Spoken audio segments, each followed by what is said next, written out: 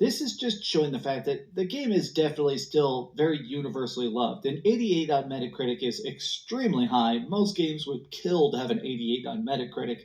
I mean, you No, see, that's the problem. I mean, you guys are so fixated on Metacritic score that you guys can't even properly evaluate a game without looking at a score, bro. That doesn't represent anything. And on top of that, that was only 108 critics that reviewed the game. That is not most people that played it. If this game sold at least 1 to 2 million, you're trying to tell me out of 108 of those people that gave it a good review score, which obviously Shield got the game for free as an incentive to review the game, right? And let's just be honest, most professional gaming journalists can't play games. These are the same people that judge the game for having too much water. These are the same people that said Cuphead is a ridiculous game because one dude couldn't get over an obstacle. Are you really going to take the opinions of a person that doesn't even know how to play games to begin with? I mean, you can't make this shit up, man. A lot of you motherfuckers ain't even real fans because if you was, you would not be supporting Final Fantasy 16. This is not a JRPG, bro. I mean, even Dreamcast guy even admits it in his own video. But anyways, let's get to it. the user score is where I had people, a lot of fans and stuff over this weekend kept sending me stuff being like, bro, it is getting stomped on Metacritic. Yo, track the review Who scores, cares, bro. bro? And I have to say, while it is getting a decent amount of negative, like people giving it a 0 out of 10 or something pretty low, I think it's still getting mostly good scores. Look at this. Another game boosted by the gaming media. You know why? Because they're afraid that if they don't give it a good review to Sony, they won't get review codes. Gamer Boy, that's not how anything works, but okay. I like how Dreamcast guy says that, but he literally made a whole video talking about how he reviews soul games and he loves doing this as a career because you get free review codes. Like, do I have to really go back to that video and prove to you guys that this man literally said this shit in his own video? You get an incentive to review the game good. Because if you review the game poorly, you're going to have something in regards to like Forspoken. Because Forspoken, Square did not give out free review codes. I hope you guys understand that. And guess what? The game got rated poorly. You do know that. Not because of this whole political woke shit. Because if it was all about that political woke shit, then games like Last of Us 2 would have scored poorly too. You see, that's why you motherfuckers ain't catching on. So obviously Square said, you know what, we're not going to do the same thing we did with Forspoken with Final Fantasy 16. So they made sure that they gave out review codes so this game could score properly, especially when Sony had their pockets in this. Sony needed this game to do well in Metacritic. They needed it. So people can go out there and buy the game thinking it's amazing and it's incredible. This is a business, bro. What do you people not understand, man? David Jaffe has said this for years. You motherfuckers get paid to give good review scores. That's facts, bro. You can deny that shit all you want, but ain't none of you niggas going out there putting your hard-earned money into these projects. That's why you guys just accept the mediocrity because you're like, it's not like I'm paying for it anyway. RGT85 does the same shit. He don't even pay for half the games he has to review. Shit, you gave me a bunch of free games. I'd probably give it a good review too. Shit. But if you're talking about me putting my own $60, $70 onto something that I'm not probably going to enjoy fully, then I'm going to say hell no. And I'm going to review the game properly. See, that's the difference. But anyway, you tell me, Dreamcast guy, where I'm wrong. Not a huge Final Fantasy fan, definitely not a JRPG. It feels like more of a mix of hack and slash and an adventure game. Well, it does feel like that because that's what it is. So you're admitting that this game is not a JRPG. Dreamcast guy just literally admitted to you guys that Final Fantasy 16 is not a JRPG. So anybody that has been playing Final Fantasy ever since the NES, why the hell would they be looking forward to playing this bullshit? Ask yourself this. You're saying that these reviews is not legitimate, but out of your own mouth, you just said it's a hack and slash. What do you expect? And you guys want to talk about this is the evolution of gaming. Nigga, this ain't the evolution. All they doing is changing genres. You know what was an evolution when this game was originally a turn-based game? Because you know why? The game stood out for what it was. Now we got a bunch of Kingdom Hearts, fucking Demon Souls alternative games. Because all you motherfuckers do is imitate and emulate each other.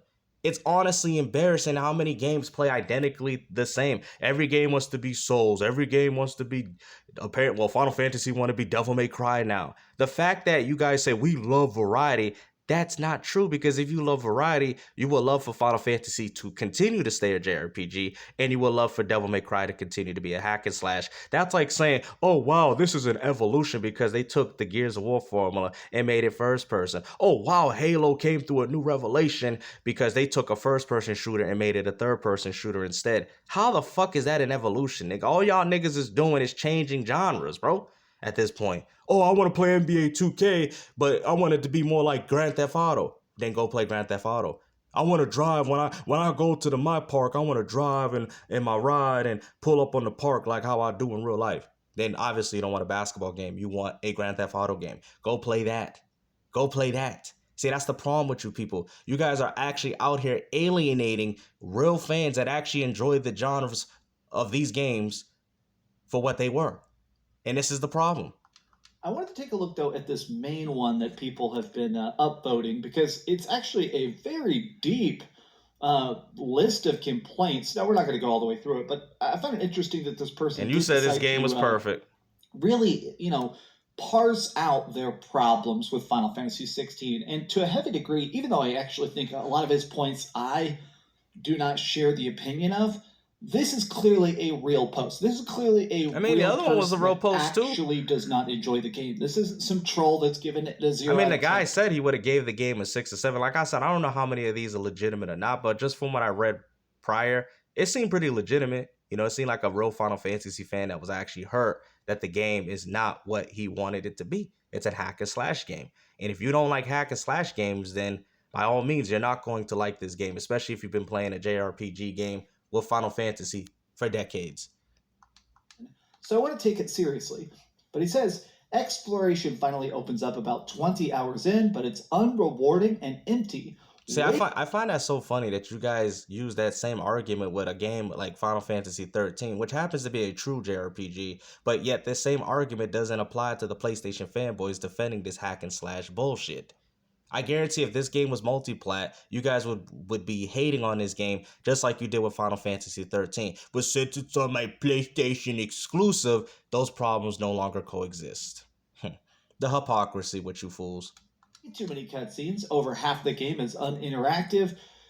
Again, that is totally valid. Especially imagine, So you're admitting to the problems of this game. See, that's the issue. When I go back and y'all probably like, oh, Gamester, you don't like story, you don't like cutscenes. That's where you're wrong. I play games like Onimusha, and cutscenes set up the pace of the gameplay. That's how they're supposed to be implemented. The problem is that half the time you see a cutscene, it's like, damn, I want to be doing this shit. They're taking the gameplay away from me, and all you're doing is putting your controller on the fucking table.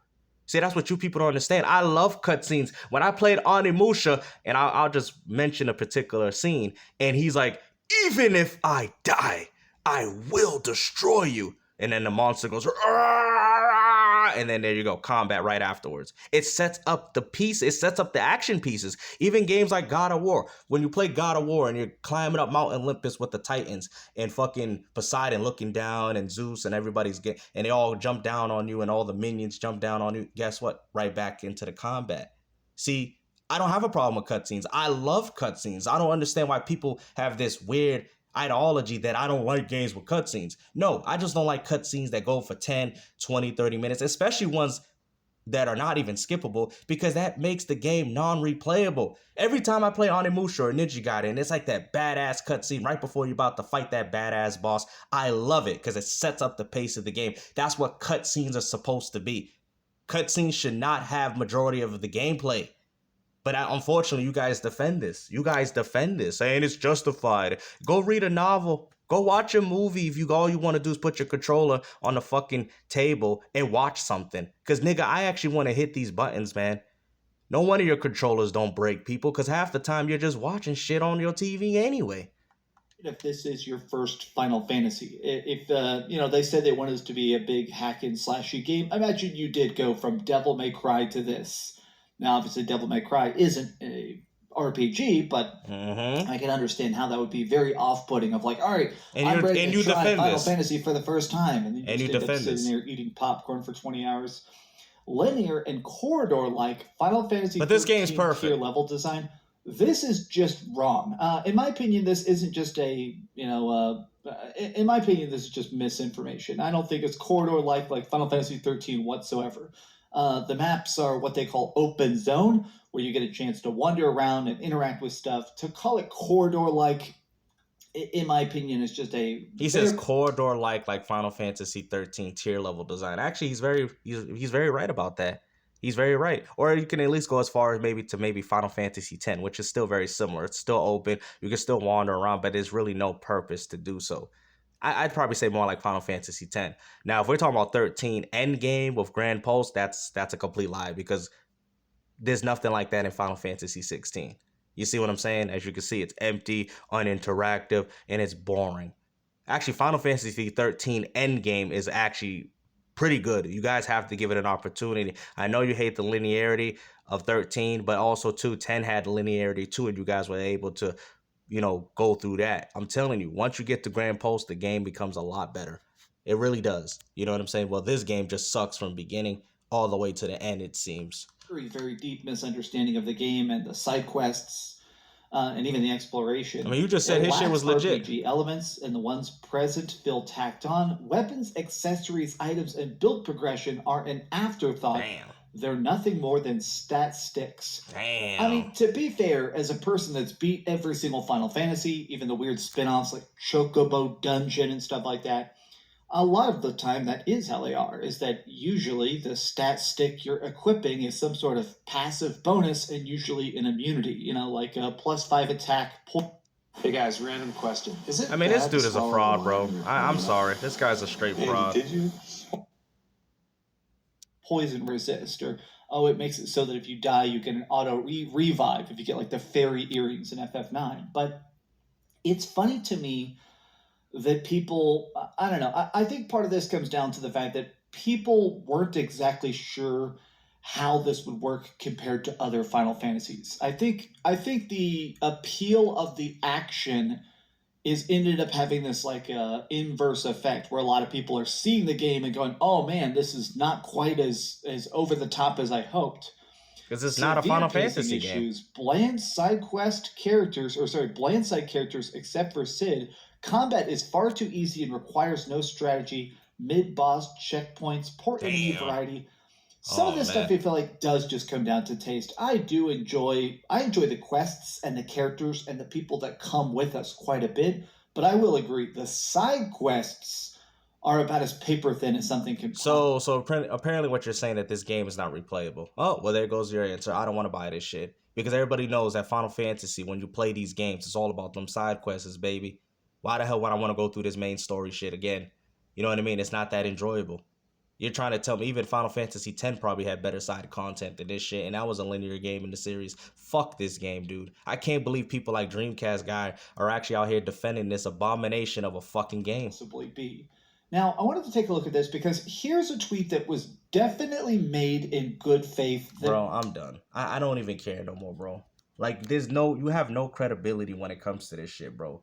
I'm very shocked as a person seeing you as a gaming content creator coming up with this content and that is just so non-credible, bro. Your content is not credible, bro. And then you have a problem with people that don't like this particular game, even though they said, "Hey, I want a JRPG." You guys really think that this is evolution by changing the genre of a game's foundation? Like, that doesn't make sense. If I wanted hack and slash, I go play Devil May Cry. I want basketball, I go play NBA 2K. You know what I'm saying? That's the problem with gaming.